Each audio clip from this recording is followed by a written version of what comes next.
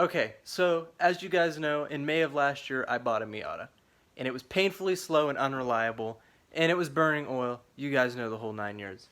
So, what I did to remedy this was I swapped an Ecotec LE5 into the car.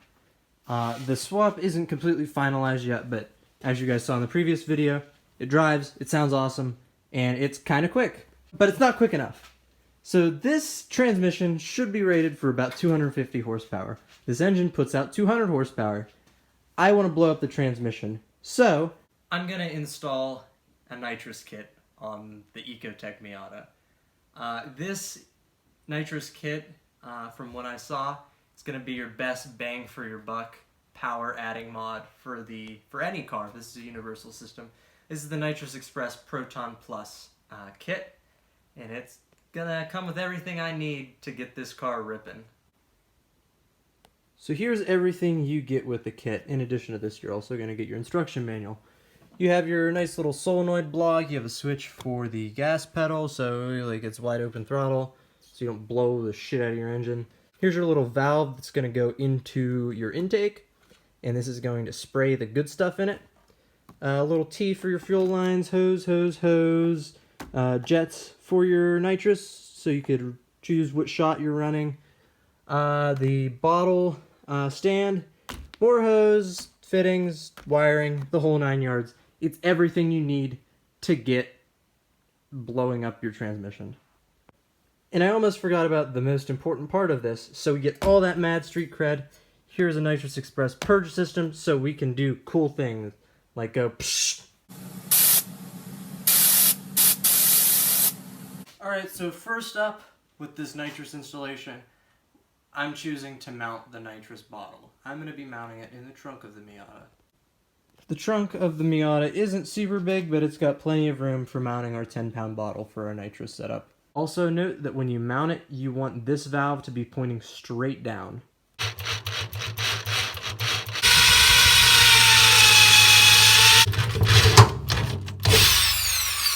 Alright, so here's what the nitrous bottle looks like mounted in the trunk. It fits perfectly in where the spare tire went.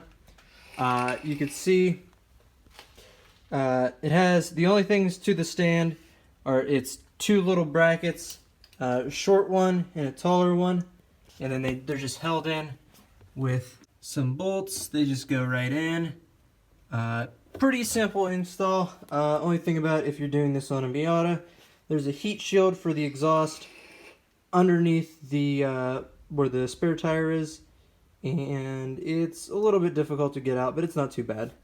Alright, so now you're going to check your nitrous bottle, make sure this fitting is pointing directly down. You're going to want to drill a hole in the floor pan right there, straight below this, to run your braided line through. You're going to run that under the car to the engine compartment, and it's a good idea to follow the same routing as the factory fuel lines, because those are usually up out of the way, and those are pretty safe.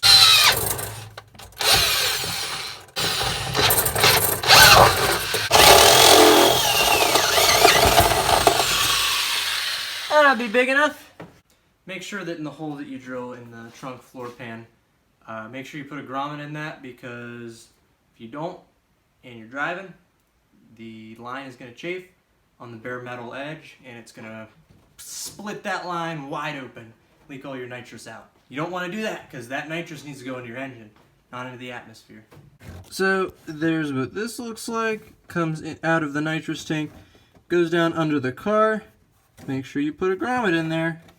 Here's up under the car where the nitrous line comes out of the trunk, goes over the rear subframe, and then from there it goes up over the axle, way up there, and it's secured up there, and then it goes up the transmission tunnel with the fuel line that I ran for the Ecotec swap. Next, we're going to take this two-part fitting right here. This is the intake elbow. This is the tube, the air filters on that side. Then the throttle body goes right there. And we're going to punch a hole in this as close to the throttle body as possible, but you don't want it to interfere with the actual lip of the throttle body, so I'm going to do it a little bit up. And the way that this works is we are going to have a hole in this. This is going to go through that hole. This is going to go on the inside. It's going to pinch this to the wall of this, and then the inside of this is threaded, as you can see, and that's what our little sprayer, which sprays the nitrous in the fuel mixture into the engine, that's where it's going to mount. Alright, so here's what this looks like now. You can see the little bung is in it. I used Permatex Ultra Black as sealant for this. You're supposed to use a sensor safe sealant, which that is. Make sure, you can see in there from me drilling the hole, there's all kinds of little fluffy bits in there. Make sure those are out, because those will get in your engine and mess stuff up. So yeah, make sure those are out. Now we're ready to install this back into the car. Alright, so here's the elbow back in the car. And here is the shark nozzle. This is the nozzle that actually atomizes the fuel and mixes it with nitrous and sprays it into your intake manifold. If you look on the long end where it threads in, and that'll be concealed by your intake, you can see where the little hole is where your gas and nitrous mixture are going to come out of. You want that to be pointing towards your throttle body so that your engine gets all that nitrousy goodness. You can see here's what that looks like with the little shark nozzle in it. You can see the nitrous is pointed down towards the throttle body, so it goes right into the intake manifold, right into the engine, and does cool stuff. Next, you're going to want to assemble your solenoid block. So I already have mine all assembled. I'm running a Purge kit, so this is the Purge Valve. There's complete instructions that come with both of the kits, but this is just the basic overview. This is the nitrous inlet right here. It goes into this little three-way T. One of the T's is capped off. The purge port on the solenoid is capped off. You can see that there's this little connector that connects it to the T. And then this is where your purge line is going to come out. I don't have that assembled yet. This is where your nitrous is going to go in. Nitrous out, fuel in. It's all pretty simple. Make sure that your purge valve is clocked the right way so that it doesn't foul on anything, and so you have good routing. Now you're going to want to find a good place in the car, in the engine compartment rather, where you're going to mount this. Alright, so I think I like this spot down here. It's going to be under the intake, so it'll be nice and concealed. It's not close to any moving parts. The closest moving part would be the alternator belt, but it's not going to be, the lines coming from it aren't going to be anywhere near there. It's nice and close to that. It's nice and close to the fuel source. And then I have to pull the nitrous line that comes from the tank in the back. I need to pull it over here. But so everything's going to be right over here. Wires are in a pretty decent spot. So now you're going to want to tee into the fuel line. If you want, you can use this test port right here if your car has it. There's a little test port here for a gauge, but that requires taking the valve out in it, and I kind of like having a test port. So I don't mind teeing into the soft line right here. So before you start cutting fuel lines apart and taking stuff apart, make sure there's no fuel pressure. In order to make sure there's no fuel pressure, you're going to want to, you could run it till it runs out of gas, which isn't really recommended. You could disconnect the fuel pump relay, you could disconnect fuses. When I wired this car, I wired in a fuel pump kill switch. So it's already flicked to off. So now I'm just going to attempt to start the car. It might fire up for a second, but then immediately die because it's not getting any fuel. But this will bleed off any fuel pressure and make those lines pretty safe to cut and take apart. Alright, putting the key in. Alright, let's see if we hear the fuel pump prime. Nope, I didn't hear it prime. Alright, that should be good now. Alright, so no fuel shot out, that's a good sign. By the way, these disconnect tools, they're really handy when you're dealing with these. So now you're just going to cut it. I'm going to cut it, give it a couple inches of slack. I'm going to cut it probably about here. Then install this nice little ANT with hose clamps on that line. Then the fuel line will thread right into this. Then we can plumb the lines from the nitrous out and the fuel out to the valve, wire it up, and then we'll be good to go. Alright, so I have the fuel line back on, hooked up to the fuel rail, got the T on it. You can see it's got the T down there. It's got the braided line that comes off, comes up here. It's ready to be put onto the solenoid block. Alright, so I have the nitrous line from the trunk coming up here, connecting to the solenoid block. Then I have the fuel line connecting right here. So that's how the routing for that looks. Now we're going to connect the two lines right here and right here. Those go to the nozzle. Alright, so I'm finding as I'm putting these lines on and attaching everything that down there really isn't going to work because of the angle. So I'm thinking maybe mounting it up here. It'll be more visible, but whatever. So we got our lines attached to the solenoid block. Now we need to attach them to the shark nozzle. Before we do that, we need to choose what jets we're putting in here to determine how much horsepower we're going to gain from spraying. I'm going to start out conservatively with like a 35 shot, but down the road I might tune it and get it adjusted for something a little higher, like a 75 or 100 shot. According to the chart that comes with the kit, for a 35 shot, we're going to need 31 nitrous nozzle and the 18 gasoline nozzle.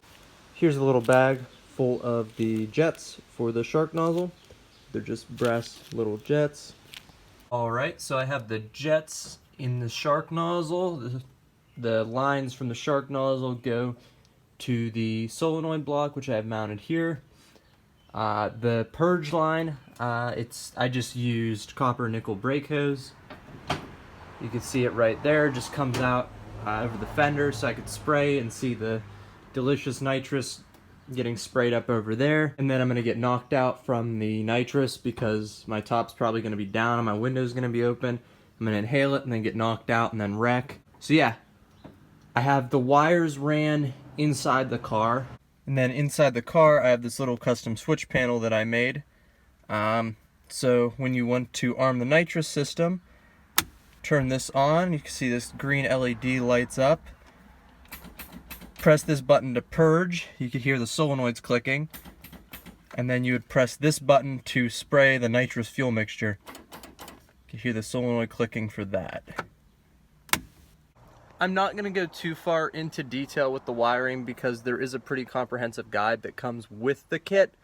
But it's actually just really simple. It's just a relay, and then you just wire how it says to wire it, and then you're good to go. It's a walk in the park compared to wiring the entire car when I did the swap. All that's left to do now is going to be fill the bottle and install in the car, and then you'll be good to go to start spraying and blowing up your transmission.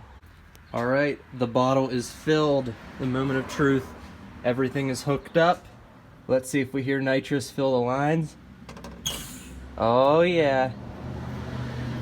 Make sure the bottle's open all the way.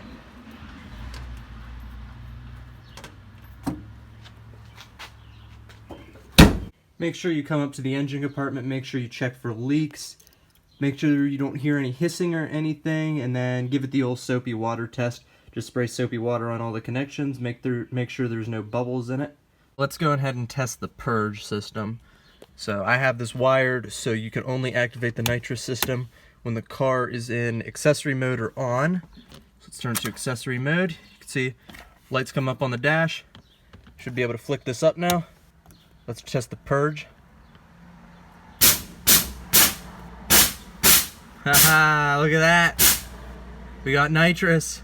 Now the only thing left to do is going to be take the car out, get it up to temperature. Once it's up to temperature, make sure fuel pressure is good. Press your foot to the floor in the gas, purge again, and then press the spray button, and then go super fast. Well, I mean, plus 35 horsepower on an Ecotec Miata fast. Alright, let's take this thing out for a spin. Make sure it's not in gear. Clutch in, make sure the fuel pump is on.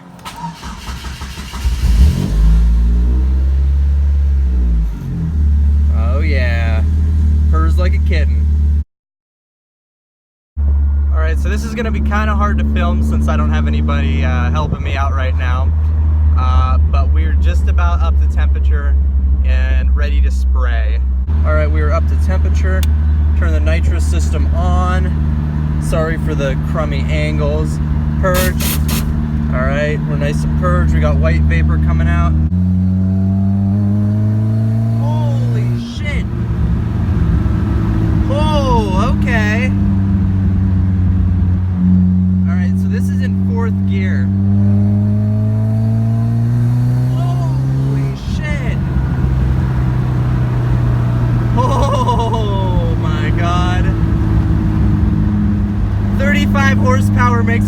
difference in a small car like this.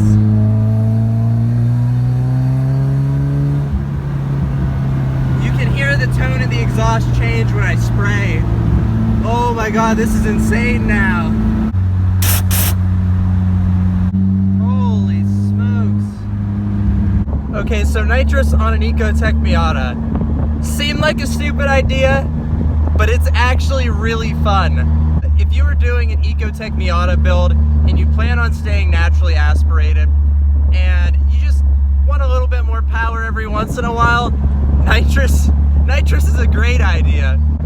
For the Purge kit and the Nitrous Express Proton Plus kit, both of them out the door was about $600, which really isn't bad considering you could spray up to, I think, a 150 shot with this.